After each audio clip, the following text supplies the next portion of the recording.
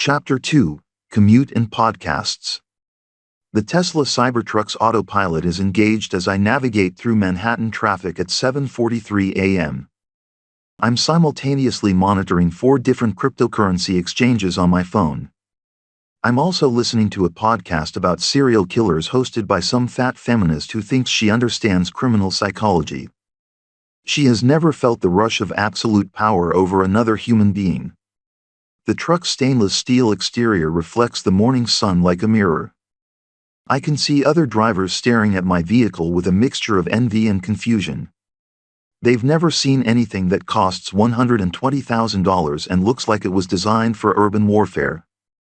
My breakfast smoothie contains organic kale from Whole Foods that costs $12 per bunch. Also grass-fed collagen peptides from Vital Proteins at $49 per container. MCT oil from Bulletproof at $28 per bottle. And crushed Adderall for my psychiatrist who thinks I have ADHD. Really, I just enjoy the way amphetamines make my thoughts sharp and predatory. The smoothie costs $47 to make and provides exactly 845 calories and 23 grams of protein. When I drink it, I can feel my metabolism accelerating. My focus narrows to a laser point that could cut through human bone if properly applied. The Joe Rogan podcast episode features some UFC fighter talking about discipline and mental toughness. He's completely missing the point that true strength comes from the willingness to destroy others without remorse or hesitation. This fighter probably thinks he's tough because he can choke someone unconscious in an octagon with referees and rules and medical personnel standing by. But he's never felt the real power that comes from watching someone's portfolio collapse in real time. Knowing that you caused their financial suffering. That their children's college funds now belong to you. I switched to the Lex Fridman podcast where he's interviewing some MIT professor about artificial intelligence and the future of human consciousness. Friedman is probably wearing one of his identical black suits that he buys in bulk from some Eastern European tailor because he thinks having a uniform eliminates decision fatigue. The professor is explaining how AI will eventually surpass human intelligence and make certain jobs obsolete. I find this incredibly arousing because I've always believed that most humans are already obsolete. They're just biological machines consuming resources and producing waste.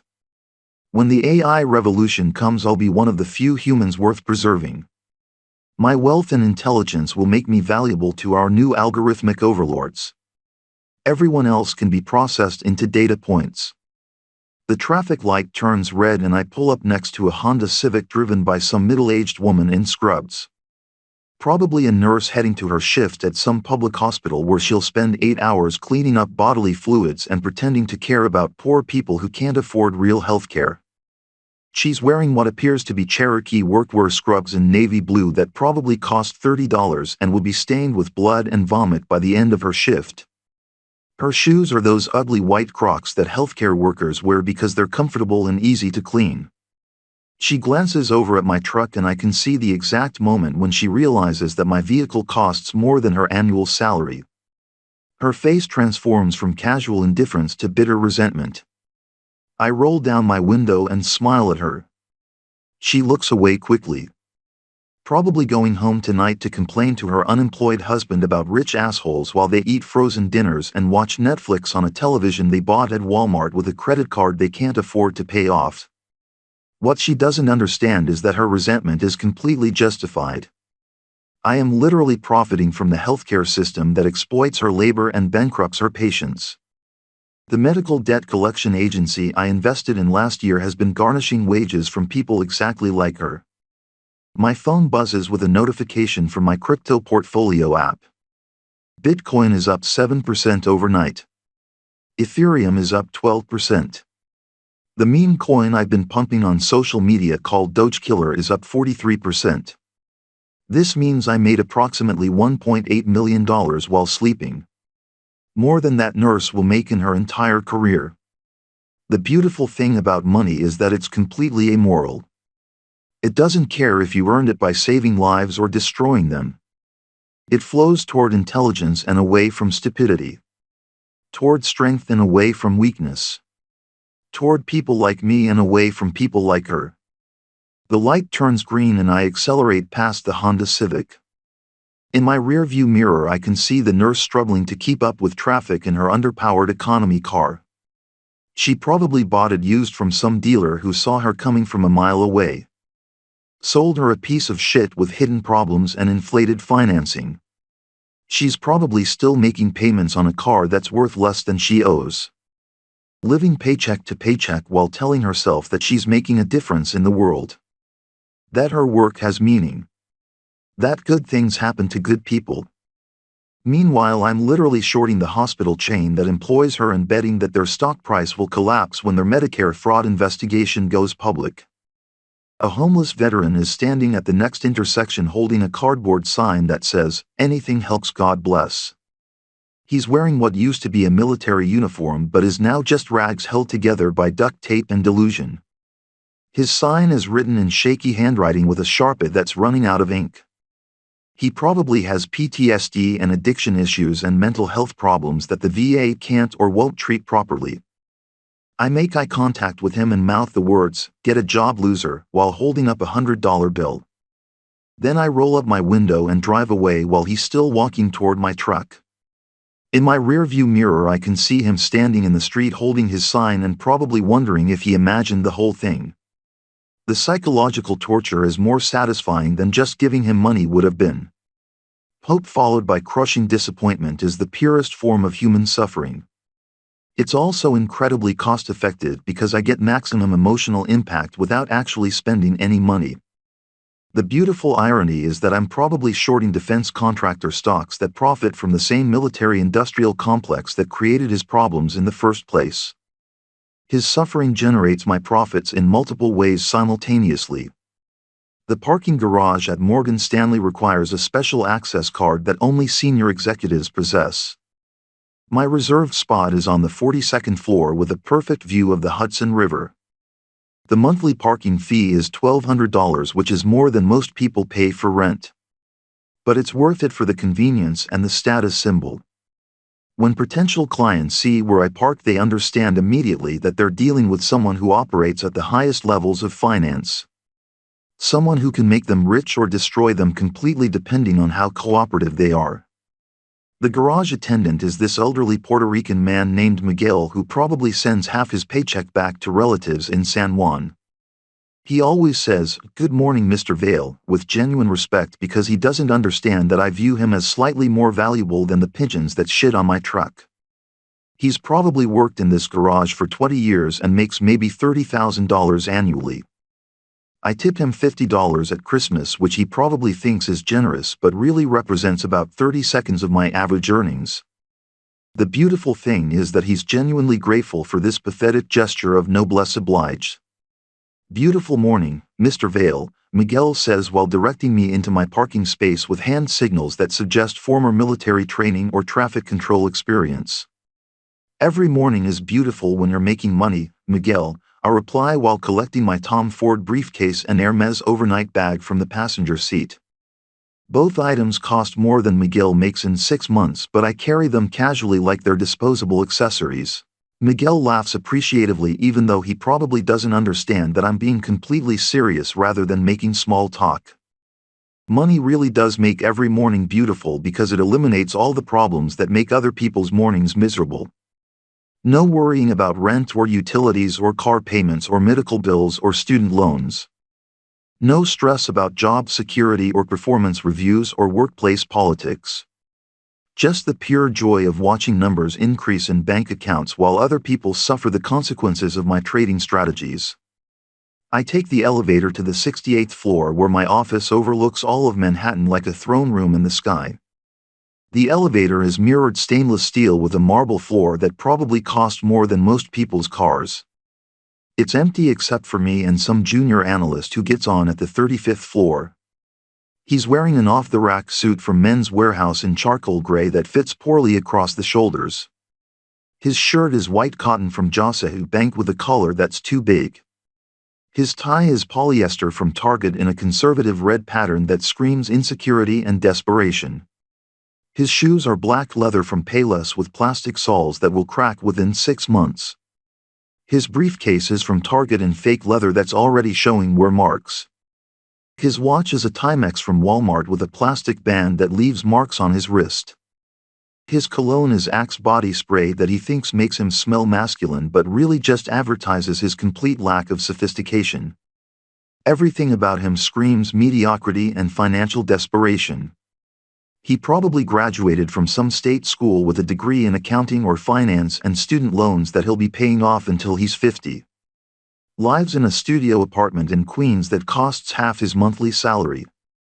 Takes the subway to work every day and brings lunch in a brown bag because he can't afford to eat at the same restaurants where I conduct business meetings. His girlfriend probably works at Starbucks and they split the cost of dinner at Applebee's on special occasions. Nice weather we're having, he says in the kind of voice that people use when they're trying to make small talk with someone they're terrified of. His accent suggests he's from New Jersey or maybe Long Island. Somewhere middle class and boring where people think Olive Garden is fine dining and Target is a luxury retailer. Isn't? I respond without looking at him. I'm checking my phone to see if any of my overnight trades have generated enough profit to buy a small apartment building. They has. I hadn't noticed. I don't really pay attention to things that don't directly impact my portfolio performance. He laughs nervously like this is some kind of joke instead of a fundamental truth about how successful people prioritize their attention. Right, of course. The markets never sleep, right? The markets never sleep, but unsuccessful people waste time talking about the weather, I say while continuing to stare at my phone. That's why some people accumulate wealth and other people accumulate excuses. The elevator reaches my floor and I step out without acknowledging his existence further. People like him are invisible to people like me. They're background noise in the symphony of capitalism. Expendable human resources that can be used up and discarded when they're no longer profitable. The fact that he doesn't understand this makes him even more pathetic. He probably thinks that hard work and dedication will lead to success. That the system is basically fair and meritocratic. That good things happen to good people if they just keep trying.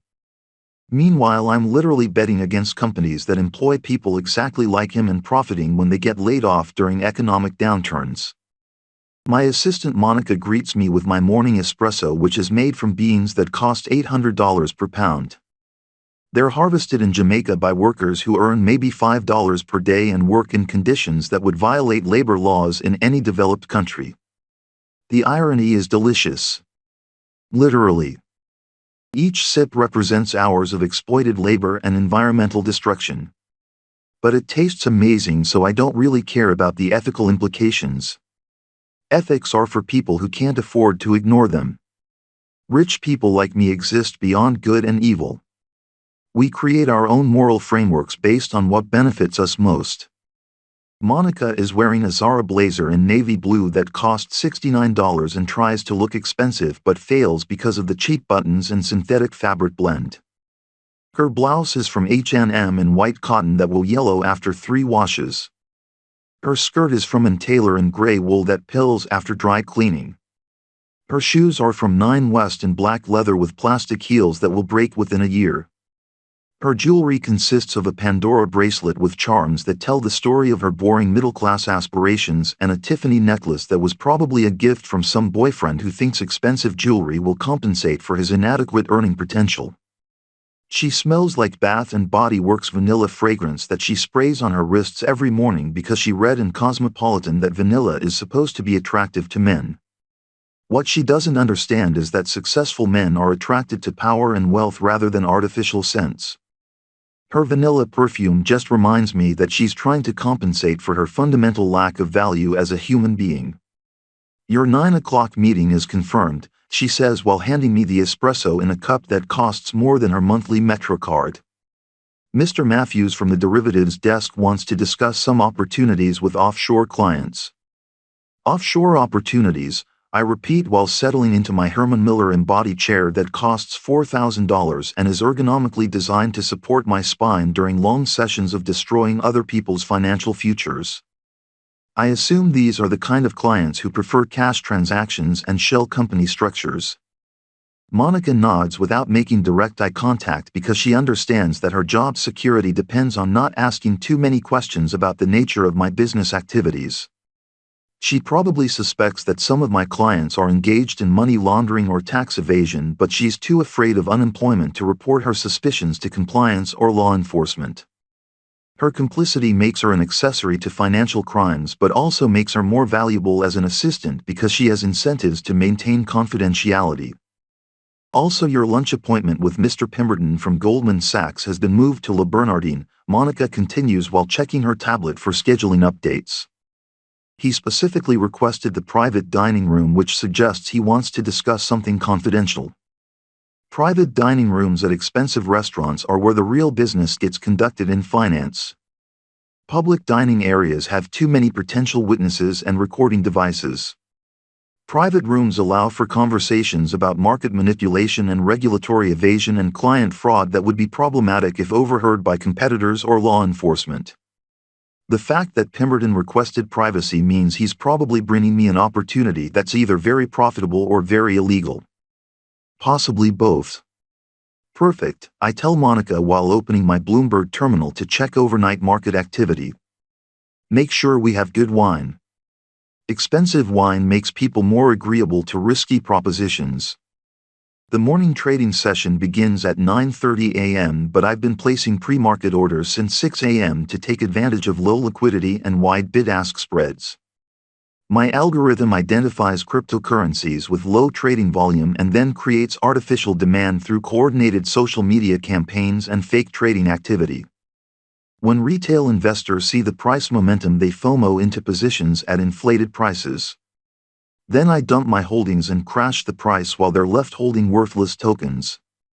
It's basically a pump and dump scheme, except it's completely legal because cryptocurrency regulations are written by people who don't understand how digital assets work. The SEC focuses on traditional securities fraud while ignoring the fact that cryptocurrency markets are completely manipulated by people who understand technology better than regulators do. It's like trying to enforce horse and buggy laws on Tesla drivers. By 10 a.m. I've made $2.3 million from manipulating 3 different cryptocurrency prices. Dogecoin is up 67% after I paid some TikTok influencers to create viral content about its revolutionary technology. SafeMars is up 43% after I used bot networks to create fake trading volume and social media buzz. Elon Rocket is up 89% after I leaked fake rumors about celebrity endorsements through anonymous Reddit accounts. The beautiful thing about cryptocurrency manipulation is that the victims are volunteering to be robbed. Nobody is forcing them to invest in tokens with names like Elon Rocket. They're making conscious decisions to gamble their money on investments they don't understand based on social media advice from people they've never met.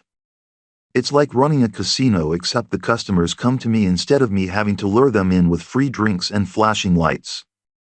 Matthews arrives at exactly 9 a.m. wearing his Tom Ford suit and carrying a leather portfolio that probably contains documents related to money laundering or tax evasion. He settles into the guest chair with the casual confidence of someone who thinks we're equals when really he's just a useful intermediary between me and criminal organizations that need financial services. Preston, Matthews says while opening his portfolio to reveal what appear to be incorporation documents and financial statements for various offshore entities. I've got some very interesting opportunities from our contacts in South Florida.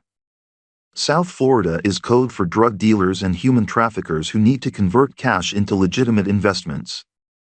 Matthews has connections throughout the criminal underworld because he grew up in Miami and went to the University of Miami, where he probably joined the right fraternity and made the right connections with people whose families were involved in import-export businesses that didn't require traditional customs documentation.